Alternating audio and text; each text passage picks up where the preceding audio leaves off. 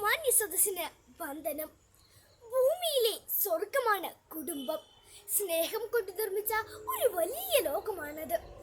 കുടുംബത്തെക്കുറിച്ച് ചിന്തിക്കുമ്പോൾ എൻ്റെ മനസ്സിലേക്ക് ഓടിയെത്തുന്നത് കൂടുമ്പോൾ ഇമ്പമുള്ളതാണ് കുടുംബം എന്ന സത്യമാണ്.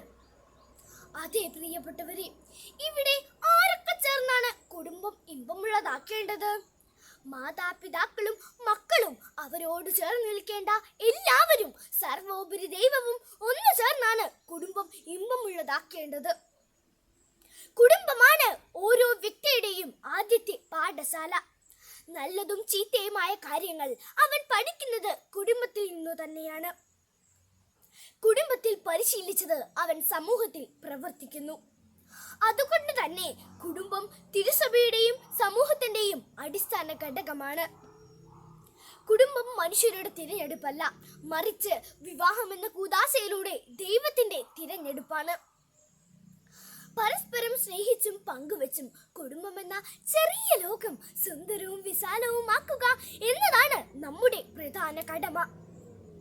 കുട്ടികളുടെ ശാരീരിക വളർച്ചയുടെ കാര്യത്തിൽ മാത്രമല്ല, മാനസികവും ആധ്യാത്മികവും വൈകാരികവുമായ വളർച്ചയുടെ കാര്യത്തിലും മാതാപിതാക്കളും കുടുംബാംഗങ്ങളും ശ്രദ്ധിക്കണം. ഇവിടെയാണ് കുടുംബം മൂല്യങ്ങളുടെ വിളനിലം എന്ന വിഷയത്തിന്റെ പ്രസക്തിയെക്കുറിച്ച് നാം ചിന്തിക്കേണ്ടത്.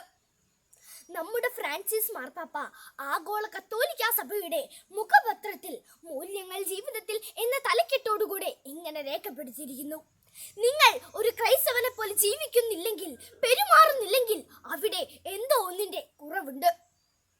ഓരോ ക്രൈസ്തവനും ക്രിസ്തുവിന്റെ അനുയായിയാണ്. അവന്റെ ജീവിതത്തിലൂടെ പ്രതിഫലിക്കേണ്ടത് ക്രിസ്തുവിന്റെ മുഖമാണ്. അതിനായി നമ്മെ പ്രാപ്തരാക്കുന്നത് നമ്മുടെ കുടുംബമാണ്. നമ്മുടെ കുടുംബം തിരുക്കുടുംബമായി മാറണം. കുടുംബത്തിന്റെ നാഥനായി ക്രിസ്തുവും. വിശുദ്ധ ഗ്രന്ഥത്തിൽ നീതിമാനായ യോസേപ്പിനെയും ദൈവകൃപ നിറഞ്ഞ പരിശുദ്ധ അമ്മയെയും ദൈവത്തിന്റെയും മനുഷ്യരുടെയും പ്രിയപ്പെട്ടവനായി ജീവിച്ച ഉണ്ണി യേശുവിനെയും നാം കാണുന്നുണ്ട്. ജീവിത മൂല്യങ്ങളുടെ അടിവേര് നിലയുറപ്പിച്ചിരിക്കുന്നത് കുടുംബങ്ങളിൽ തന്നെയാണ്. വിശുദ്ധ ചാവറ പിതാവ് ഒരു നല്ലയപ്പന്റെ ചാവറുൾ എന്ന പുസ്തകത്തിൽ കുടുംബങ്ങളിൽ പരിശീലിക്കപ്പെടേണ്ട ജീവിത മൂല്യങ്ങളെ കുറിച്ച് വിശദീകരിക്കുന്നുണ്ട്.